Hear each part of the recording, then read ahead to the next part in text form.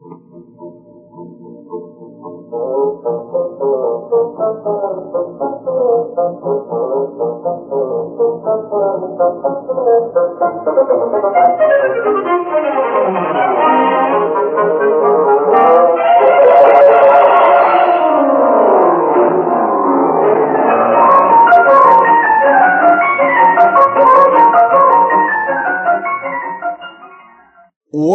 to the Great Detectives of Old Time Radio. From Boise, Idaho, this is your host, Adam Graham. If you have a comment, email it to me, box13@greatdetectives.net. Follow us over on Twitter, Radio Detectives, and give us a call, 208-991-4783. Well, today's episode is brought to you by the financial support of our listeners. Thanks so much for all your support. Now it's time for today's adventure of Frank Race, The Adventure of the Silent Heart. The Adventures of Frank Race, starring Tom Collins.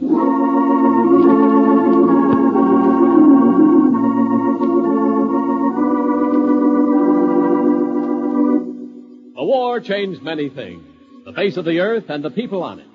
Before the war, Frank Race worked as an attorney, but he traded his law books for the cloak and dagger of the OSS. And when it was over, his former life was over, too. Adventure had become his business. The Adventures of Frank Race.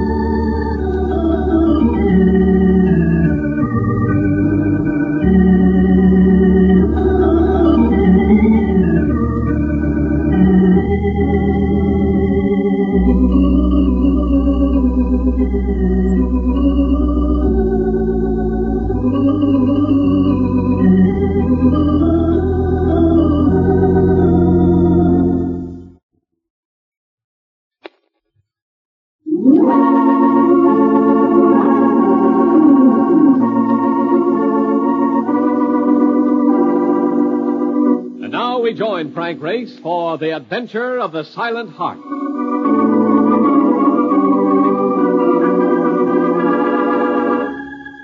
It was hot in New York.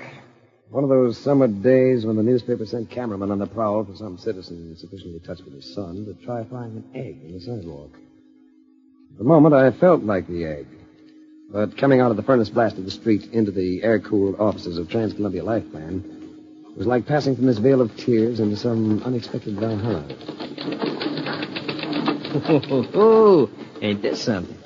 Say, are all offices like this, Russ? No wonder secretaries look so fresh at 5 o'clock. In the report, you look pretty fresh to secretaries, too, Mark. At all hours. Stop with a crowd. Look, who is this guy that you're going to see? Fred Jeremy. There's his name right there in that door. Well, why don't I go in with you? Maybe the guy's got something cool in a glass to go with the cool air. He probably wants to see me alone, Mark. Can I help you? My name's Race. I'd like to see Mr. Jeremy. Oh, go right in, Mr. Race. You're expected. Race? I think I'll wait out here after all. Mark, someday they'll pass a law making cab drivers wear blinkers. It'll be rough on you, boy. Rough. Take your time, man. I will. You take your time out here. Hey, look, baby. I know a place where there was a three-piece band. I hate dancing. Now, Mark. Yeah. You try not to freeze to death while I'm gone. Fred Jeremy. Thick-lensed glasses and a high forehead. He had the look of the kid who sat next to you in school, the one who turned in his arithmetic paper 20 minutes before you finished yours. At the moment, his eyes were glued on some charts hanging on the wall. Know anything about graphs, Race? Take a look at these. Statistics on angina pectoris, heart disease. This one represents the national average of deaths due to heart ailments. That's pretty high. It is, Race. It's a big killer. And what's the other chart? That represents one county in our New England district. Same disease? Yes, Race, the same disease. But notice the sharp upswing in deaths during the past year. It's doubled the national average. Yes. Of course, it could be a coincidence. But you don't think so? Obviously not, or I wouldn't have sent for you. Race, I think there's a murder ring operating in that county. Any special pattern that the claims follow? Yes. The majority of the claims have been paid to business partners. Look at this latest one. The deceased, Richard Dodge, was insured for $50,000 by the financing partner, Arthur Becker. Mm-hmm. But Becker's original investment in the business was only $8,000. I'd like to have a copy of that report. There's one in this folder, along with a list of other cases that are suspiciously similar. Race, the town of Midville is situated on a lake right near the center of that county. It's rather popular as a vacation resort. You could use a vacation, couldn't you? I'll leave tonight. I'll let you know where I'm staying.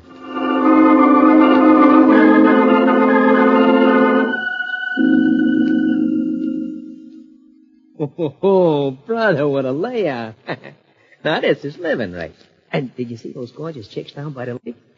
I am going to like you, Dee. Yeah, be careful of your heart, Mark. This place is becoming noted for angina pectoris. Yeah? You know anybody who can introduce us to the dance? Now, this is one you wouldn't enjoy meeting. Come on, let's climb into some swim trunks. Huh? That is exactly what I had in mind. Come in.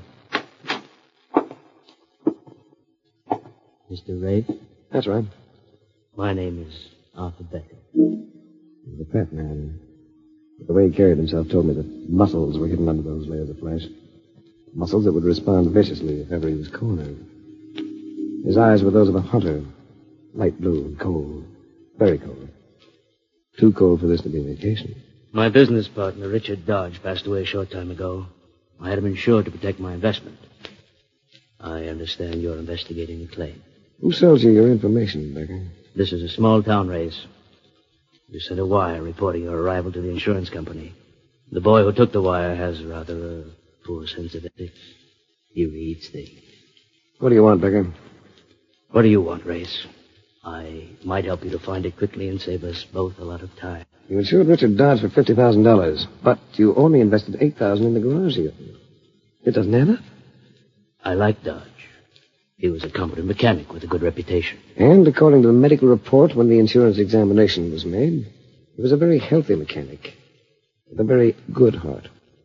People have been known to take sick quite suddenly. Well, this is a bit too convenient, especially with the money involved. Well, I can see you haven't a very trusting nature, Race. I thought I might be helpful. After all, none of us know when the old pump might give out, Race. Could happen to anybody. It might even happen to you.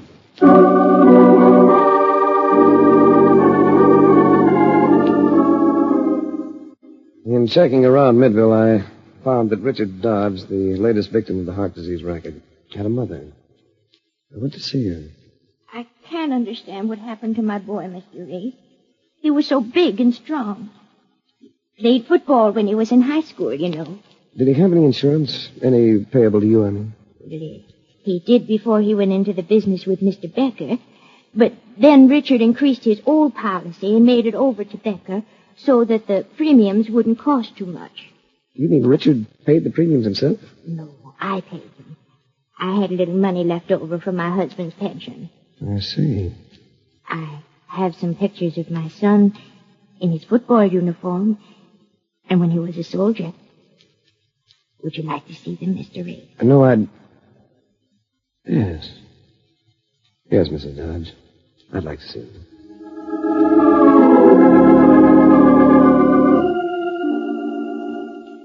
There are some pictures you can't erase from your mind. Richard Dodge had been tall and straight, clean-looking. Now there was nothing left for the little old lady who'd prayed him safely through a war, only to see him die without reason. I walked back to the hotel. Well, hey, it's about time you got back. There's been a dame looking for you. She said there was something you didn't know, and she thought might help you. I must be this week's target for good deeds. Everybody wants to help me. She leave a name? Yeah. She said she was Mrs. Dodge. That mean anything? Mrs. Dodge. Well, I just left the old lady less than half an hour ago. This dame was here a half hour ago. And, she ain't all. Not with that complexion. She said she'd go down and wait for you in a car. Parked at the end of the driveway. Look, invite him. I better see her. Yeah, but I've got something for you to do, too. Here's a list of all the possible victims of the ring. They all died in this county. The county coroner's right here in Midville. Go over this list with him, will you, and find out if he performed an autopsy on any of them, and tell him I'd like a copy of his report in each case. Oh, fine. I get all the nice jobs. All you gotta do is chase after the dolls, but lucky me. I draw the county coroner. Now get going, boy. He may be good.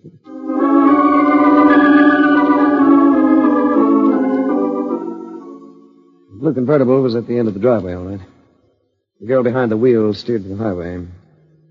I saw her face in the last glow of the sun. It was lovely. Lovely enough to make me forget for a moment where I was here. Finally, she turned into a small country lane and stopped. Got a cigarette? Here. Thanks. You didn't know Richard Dodge was married, did you? That's something I still don't know. We were married secretly more than a year ago. I don't want to sound like a house detective, but I suppose you have the license. No. Richard kept it. That was an odd choice. Most men keep the bride. Especially when she looks like you, Mrs. Dodge. Call me Ren. Ren. That's an unusual name. Not really. It stands for Lorraine. When I was a child, it was too much to handle all at once. Why did you bring me out here? Not just to tell me that Richard Dodge had a wife. Our marriage was secret. I didn't know what would come out in your investigation. You're safe. His insurance wasn't made out to you. Richard and I never announced our marriage because I was sorry I ever got into it. It wasn't until later that he told me about his heart. Told you what about his heart? He was sick. He was always afraid that he was going to die. The insurance examiner doesn't agree with him. Neither did the doctors in the United States Army. It could be wrong, couldn't they, Ray?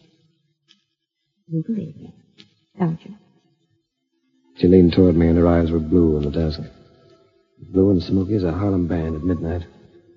Her hair brushed the side of my face, and her arms went around my neck. A man who gets kissed like that needs a strong heart. I could go very far with you, Ray. If you'd let me. Shouldn't object, should I? After all, you recover quickly. The last man you were found out has been dead almost 2 weeks. I told you that Richard was a mistake. Whoever killed him made a mistake, too. You have no right to say he was killed, not unless you have some proof. Race. All right, Race. Well, out of the car. Get your hands up. Race, it's a hold-up. Save that for the Midville Little Theater, baby. You'll never make Broadway. You keep your lip button, wise guy. Tell the dame to start the car and get out of here. Why don't you tell her? You know her name as well as you knew mine. Go ahead, sister. Beat it. Night had fallen. She had to put her lights on to turn the car on the narrow road. My back was to her, and the lights hit the man with the gun square in the face. I don't I'm turning this gun into your stomach. Why don't you pull the trigger now? Let it go, you! Sure. With this. Oh, Race. Race, I was so frightened. Yeah, you're so sincere. Come on. Drive me back to my hotel. Well, what about Carson? Oh. So his name's Carson. Thanks. Let's leave him there. The dew will bring him around.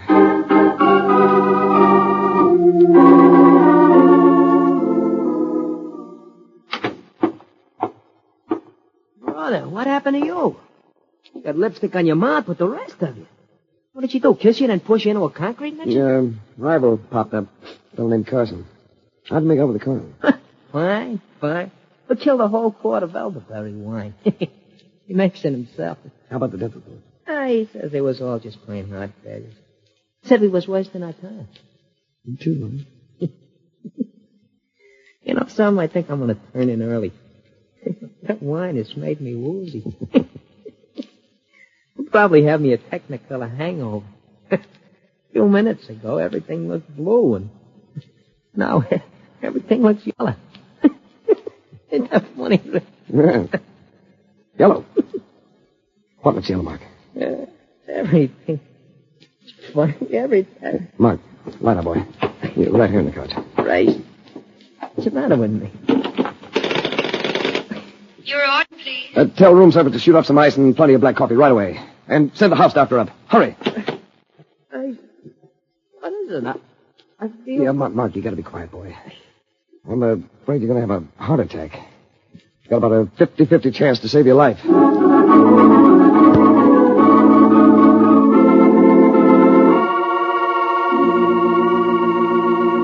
return to the adventures of Frank Race in just about 1 minute.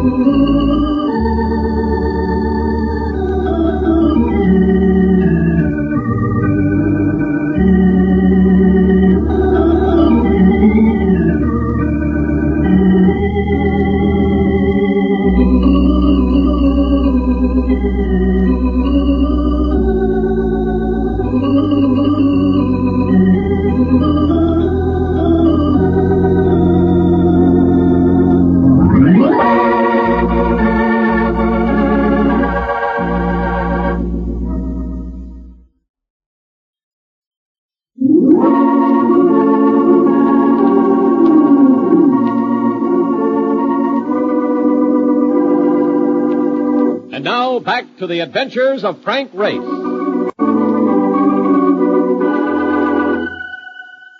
I stayed at the hotel waiting for the doctor to get finished with Mark. It was touch and go. I knew he was having a rough time of it, but while he was conscious, he never lost that grin. He didn't want to go out after Becker and his mom. You operate off cue when you get like that. I knew that. How is he, Doctor? He's sleeping now. I think he'll come out of it all right. Coffee you poured into him probably saved his life. I was right about the drug then.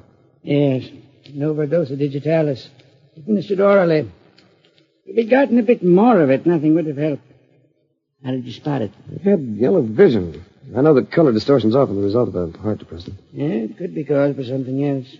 You made a good guess. No, the nature of the case I'm working on eliminated guesswork in this instance. I'll have to make out a report, naturally. Do you know who is responsible? Not for sure, but I hope to before long. As soon as I've had a chance to sample some wine. You'd better stick to water if the gentleman you have in mind spikes his wine with digitalis. And speaking of water, I think I'll try some. I hope so. There's also some scotch over it. Yeah, thanks. This will do. What's the matter, Doctor? This water. I thought you said he was given the drug in wine.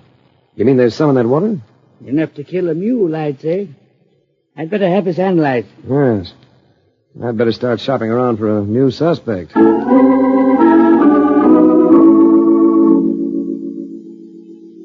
next 12 hours, Mark slept like a log. I stayed close to him. The stuff he'd swallowed had obviously been meant for me. Made a few long-distance calls, including one to Fred Jeremy. He came up by plane, loaded with information. Well, I checked with the police, Race. There's a lot of stuff. I hope you can make it fit. How about Becker? Well, there's a prison record, all right. He also has an alias. Sometimes calls himself Benjamin Delaney. Benjamin Delaney? Well, that's the name of another of the beneficiaries on a policy you paid off a couple months ago. That's right. How about Carson? You able to run down anything on him? He served time with Delaney. He's also out on parole. Good. Now, how about Richard Dodge? Any record of his marriage? Yes. He married a girl named Lorraine Gregory. A civil ceremony performed in the next county. Lorraine Gregory? The county coroner's name's Gregory. That's right, Race. She's the coroner's daughter. But what were Becker and Carson convicted for? Armed robbery. Picked a less spectacular game, but one that's all even more lethal. Race, in view of what happened to your friend, I think we could get the police to make an arrest. No, not yet, Ben. Couldn't make it stick. Why not? Because we can't prove access to the drug. It's hard to obtain. We've had every source checked and all prescriptions searched. There's no way they could have gotten their hands on the quantities used. None that we could prove. Hi, fellas. Hey, Mark, come on, now get back in bed. Not a chance. Don't you know more people die in bed than any place? I'm sorry about what happened to you, Donovan. The company will try to make it up to you. Oh, thanks. But I am interested in how you could have made it up to me if I drank just a little more of this. I guess you're getting better, all right. I have been slip Mickeys before, you know. But this one was meant to be permanent. I would like to get my hands on the gent who's prepared. I hope you'll get that chance. I'm going out. Bet there's another dame in this. Yes and no. I'm in the mood for a little elderberry wine. I'm going to visit Coroner Gregory and his daughter.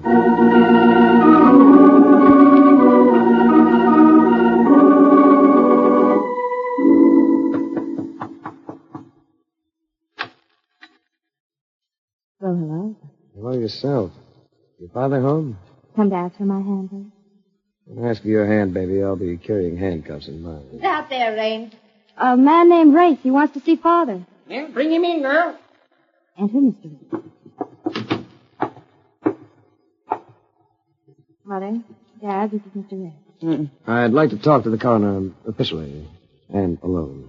Well, I can always wash my hair. But you'll find that Mother and Dad are hard to separate. You may leave us, Margaret. I'll stay right here. You had too much wine to be left by yourself. You mean he might say things I shouldn't hear? What I mean is my business. Gregory, you almost had another heart failure case in your hands. A friend of mine. That's so. If he had died, your report might have been interesting. I wonder what it would have said. Since he ain't dead, there's no way of telling. I think you'd have passed it off as a natural death, just as you have in many other cases. Heart trouble is a common disease. Yes, but not when it's caused by digitalis. Why didn't you do an autopsy on Richard Dodge? I know how to run my job. It might not be a job for much longer. I'm going to ask the state's attorney to appoint a grand jury to investigate these deaths. Go ahead. You ain't getting me out of this job. Margaret will see to that, won't you? Shut up. Why should I? These city fellas are so smart. We don't like outsiders around here, mister. You can't like your own people too well, either. They're dying off too easily. On that cue, I left. I'd uncovered one small point. Wherever Gregory's local political strength came from, it came through his wife. I checked around and found that he'd held some minor political office or other for years. But the key was Margaret Gregory. It wasn't long before I could fit her into the jigsaw. I went back to Fred Jeremy and Mark. What? What's the answer, Race? Who tried to do away with me? Well, we're getting close. The coroner? Only part of a setup. I know now why Becker and Carson and probably quite a few others are wandering around loose. They were paroled. Yes, but they shouldn't have been. Not if the parole board had been given the full facts. But who could hide the facts? Only one person. The secretary who prepared the reports. And when they were released, that secretary happened to be the coroner's wife, Margaret Gregory. Well, that ties it up, doesn't it, Race? All but the digitalis. But I think that I know where that comes from. Well, it must have come from someplace. They got gallons of it. There was a third man in that holdup with Becker and Carson. A man named Otto Rodman. Yes, but Rodman was never paroled. It was his third offense, and he got a stiff sentence. He has another 10 years to serve on a 15-year rap. Yes, but he's behaved himself very well for the past 5 years. He's a trustee at the prison. Yeah, so what's that got to do with the digitalis, Mark. That's what I said. I think Rodman supplies it. Because for the past 14 months, as a trustee, you're assigned to the prison hospital. Yeah, that's rough, Race. Things get around quick on a prison grapevine.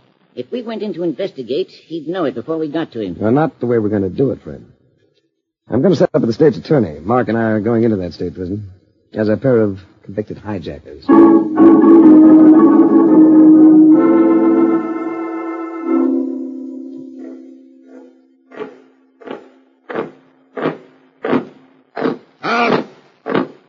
All right, now, which two go to the infirmary? Yeah, we do. Get in there. Here are two guys for sick call, Rodman. Probably faking. I'll see him on the way back after the doctor gets in. Okay, Mr. Stewart.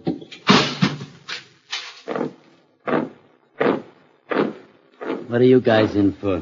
The cops say we hijacked a truck. Yeah, but of course you didn't. Of course not. Yeah. Ain't it a shame the way we innocent guys keep getting thrown in here for nothing? It was a frame-up. What are you in for? I borrowed some money and forgot to give it back. You guys really sick or just stolen? Yeah, my heart's been giving me a little trouble. I guess being in this place brings on heart attacks. Nah, you get used to it. We ain't had more than 4 hot cases in a year I've been on this job. How do you get an assignment like this? Keeping my nose clean. This better than the other spots? Yeah, rubbed better. Few special privileges. Private room visitors 3 days a week. Does it work hard? Nah.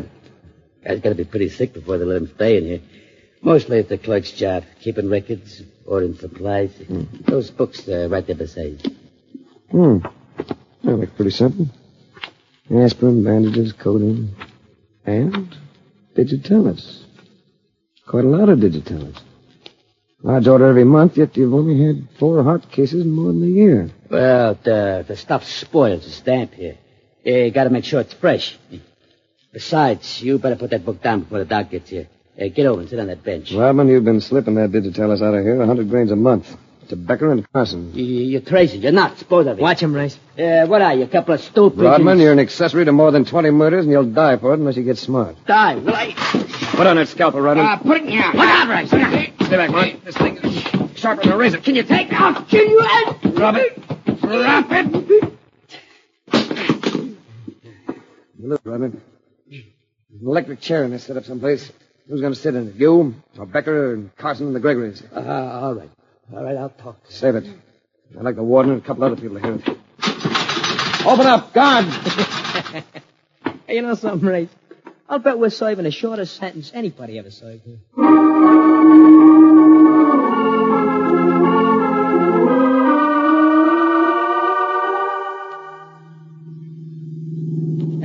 Well, Race, can you think of any reason why we should pay your fee after treating you to such a fine vacation? A vacation?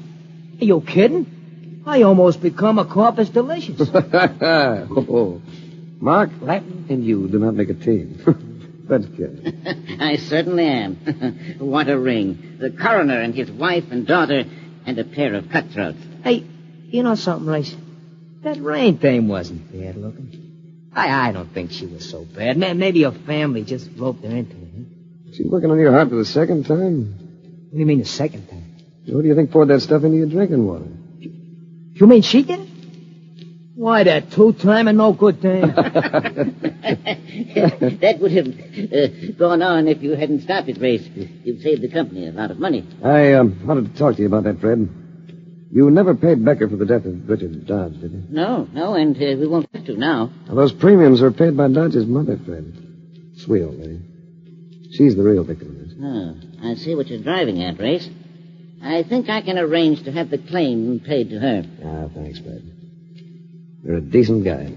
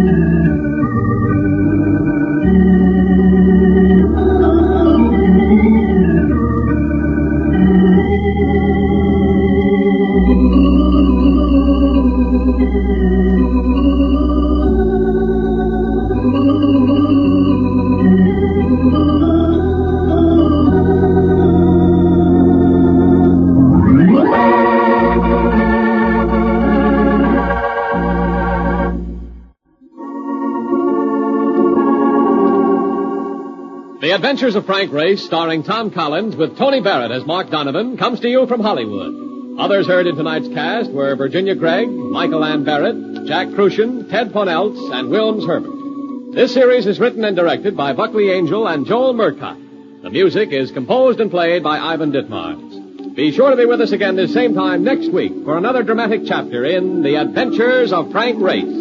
Art Gilmore speaking. This is a Bruce Ells production.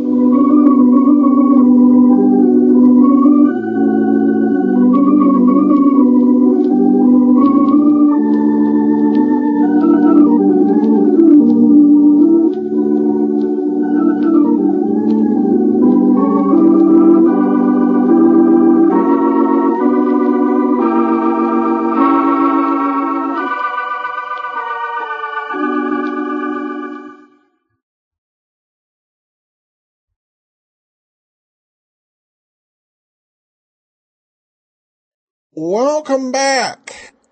Well, I have to say, I think this is the first time I've heard a radio detective investigate a series of heart attacks. But definitely with some merit. This is one of my favorite adventures of Frank Race so far. The only thing that detracts somewhat from it was the whole going into prison undercover rose. Basically, all they did was take a look at the guy's book, see what he was ordering, and confront him with the implications. And they could have done that without going to jail undercover. But otherwise, an intriguing plot, and I thought just a very exciting way it went into the break in terms of the cliffhanger. Well, we did receive a listener comment from James Nelson, who writes, "Just discovered this great show regarding Frank Race. Having listened to several episodes now, I do find one aspect different from many of the other shows I've been following, and that is the femme fatale in many of the Frank Race episodes turns out to be guilty as sin. For a while, it seemed as if any girl that showed up, she might as well have been the proverbial butler. It'd be interesting to know if it was just my imagination or if a greater percentage of Frank Race bad guys turn out to be of the fairer sex compared to other shows of the genre." Well, that's a good question. Through 12 episodes, by my count, we've ended up with major female villainous characters, about half, so about 50-50. And that is a little bit high. I think that female villains in radio detective shows were not unheard of. I think were probably far more common on radio than in real life, but it does seem to be ramped up a little bit with Frank Race. As I mentioned, I think it was last week or a couple weeks ago, he doesn't really fall for the villainesses that much. He's usually onto them. I like the line tonight where, if you ask for her hand, it would be to put her in handcuffs. But thanks for the question, and thanks for listening. I hope you enjoy Frank Race. And we will be back next week with another episode of Frank Race. And join us tomorrow for The Fat Man. In the meanwhile, send your comments to box13@greatdetectives.net. You can follow us on Twitter at Radio Detectives, and give us a call, 208-991-4783. But from Boise, Idaho, this is your host, Adam Graham, signing off.